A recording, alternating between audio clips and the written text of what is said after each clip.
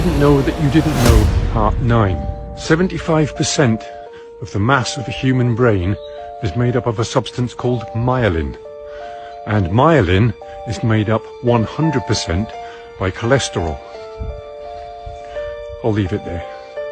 On a separate and completely unrelated subject, Alzheimer's disease is a neurodegenerative brain disease which destroys brain cells. Now, Alzheimer's never existed until 1979, and yet now it is one of the leading causes of death in Western societies. On a separate and completely unrelated subject, margarine was first invented in 1869 because Napoleon wanted a cheaper and longer lasting fat for his armies to travel with. It didn't gain popularity until the Second World War, when butter and other animal fats were scarce.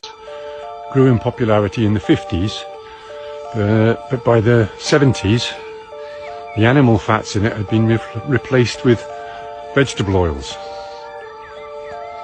because obviously animal fats contain saturated fat and a lot of cholesterol, so they wanted to offer a lower cholesterol alternative. I'll leave it there. On a separate and completely unrelated subject, margarine is one molecule away from being plastic. Now, as any chemist will tell you, one molecule can make a huge difference to the finished compound. Take ethanol and methanol, for example.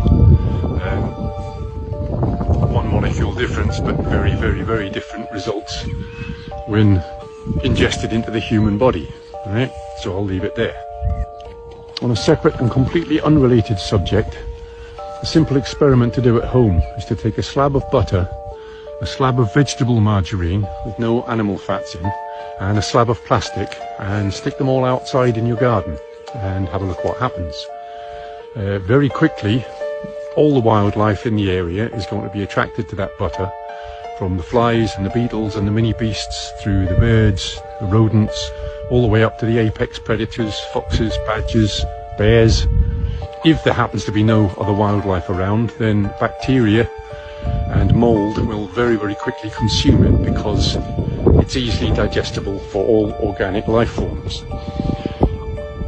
The margarine and the plastic will sit there for weeks. Nothing in nature will touch them. Try it.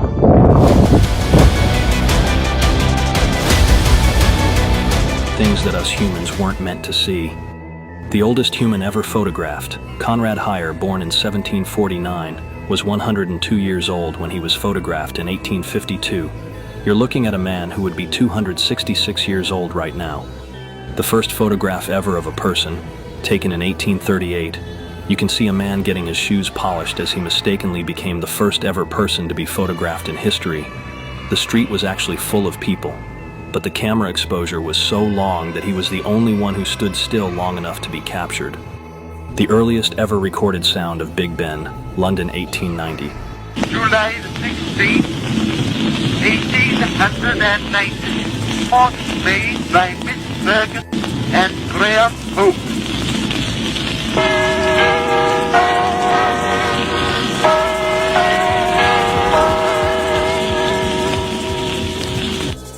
The first ever photograph of lightning, taken on the 2nd of September 1882 in Philadelphia, USA. We lived in a world of total transparency. If even what you're thinking right now is something that you could know, that I could know, and that we all could see. And we've been able to decode that now through a simple consumer-based EEG device, such that we can literally see what he's thinking. Now, we're not yet at the point where what all of you are thinking right now is something that, like a little thought bubble above your head, is something we can see, but we're getting there. We're getting to the point where there is transparency of thought, of emotion, which means that the NSA and other... Nikola Tesla did say that we would see man-made horrors beyond our comprehension. This is pretty shocking, I will say. It seems there's an agenda to disconnect us from the natural world and instead connect us to a synthetic artificial world. This is why with what we know is going on in the food, air, and water supply today, it's critical to be boosting your system, getting back in touch with the natural world, to get the crazy chemicals out of your gut microbiome and your digestive tract and your heavy metals out of your brain. That's why I'm always mentioning the hot water purified Shilajit from chalk, which boosts fertility for men and women. It's a hormone optimizer. It's clinically studied to induce the production of new brain cells. It's called neurogenesis. And right now, Chalk is giving away free $100 bags of the chocolate powder. This is the organic cacao from Bolivia. It stimulates stem cell production. It's super detoxing and delicious. Comment free below and check your DMs for details. A bloodline will just die out because they're infertile from so much inbreeding.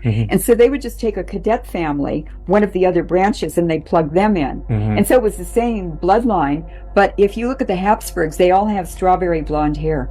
It's reddish blonde. And there's a Pope, Orsini, who had reddish blonde hair. And I think he was involved in the Habsburg line. Another one is Bill Clinton's mother, who was the illegitimate child of Winthrop Rockefeller, who was governor of Arkansas. That's why Clinton was president, and now Hillary Clinton. She's actually, her middle name was Rodham. What I looked it up, and it was shortened from Rodonsky, and she's from a Jewish family in Rodonsky, Poland. They keep rebreeding the ancient stock. The chi in Italian, like Medici. Yeah, chi means the stock, the bloodline you're from, or the tribe. It means DNA is what it means, and it's always through the female. It's not through the male. It's through the female.